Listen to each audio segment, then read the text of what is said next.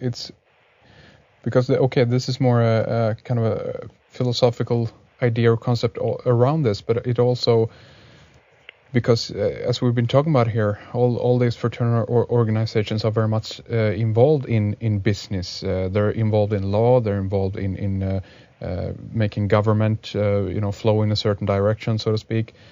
So I mean, in a way, it's kind of they're also coming from their own philosophical groundwork, meaning that if they are materialistically oriented, that is simply because they're part of a structure, an organization that has that as at its heart, basically. Absolutely.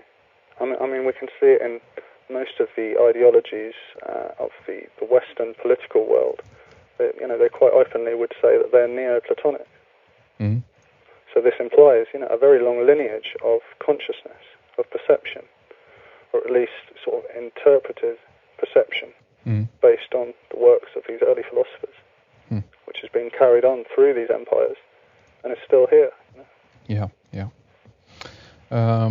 Daniel, I think we'll do like this. We'll take a little break right here at this point, and in our next segment, I definitely want to go into and connect this a little bit more with Bath and some of the interesting places there, of course, some of the architecture. And already, of course, people who are interested can go to your blog and check out some of the pictures that you have up there for us. Maybe we can look at some of these and go through some of that too, because that's fascinating. So Daniel, if you will, tell us your blog URL, as it were, so people can head on over there and check it out. Sure.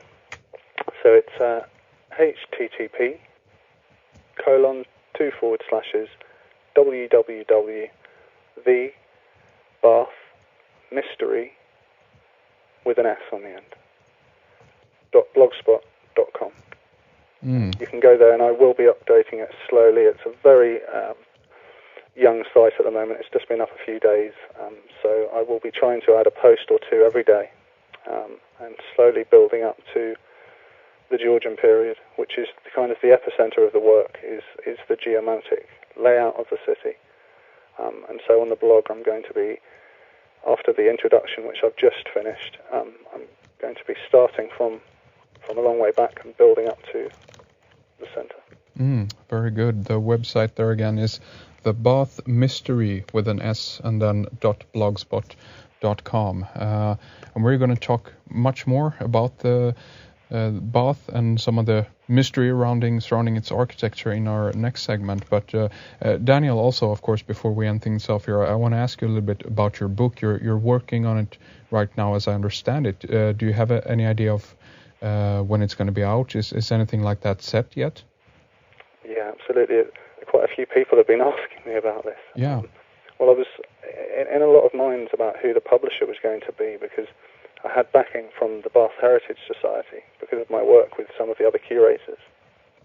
And obviously when I had meetings with the brethren at the lodge, I think that must have got back to the Heritage Society. So they were quite excited about the idea. But after taking into consideration how much I would have to censor some of the more occult, or in my book, interesting material, I decided I most probably won't go with them.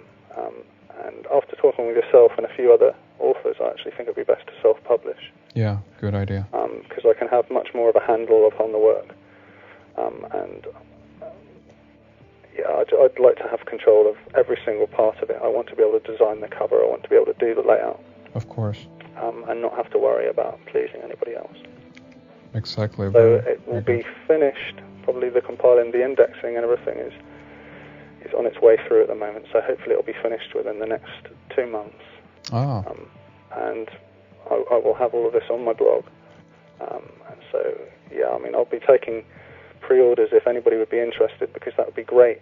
So I could build up how many I would have to do the first batch. Yeah.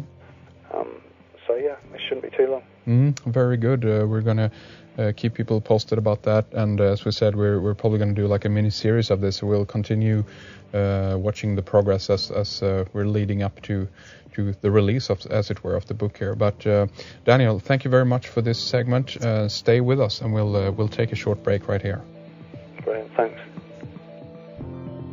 We're going to continue our discussion with Daniel Tatman in our members section. We're going to talk more about architecture, Neoplatonic style, Palladian style, where they originate from and how this connects with different ideologies. We'll also discuss Masonic cornerstone markings in Bath and other cities, measurements, stereometry, and much more. Head on over to RedIceCreations.com. Click on subscribe to find out how you can sign up and get instant access to our member section. Before we end our first segment, I also want to remind you that if you want to join our forums, you can now register at RedIceForum.com. Thank you for listening, and my thanks to producer Fredrik Palmgren. More fascinating research now from Daniel Tatman in our member section. This is Henrik Palmgren. Take care.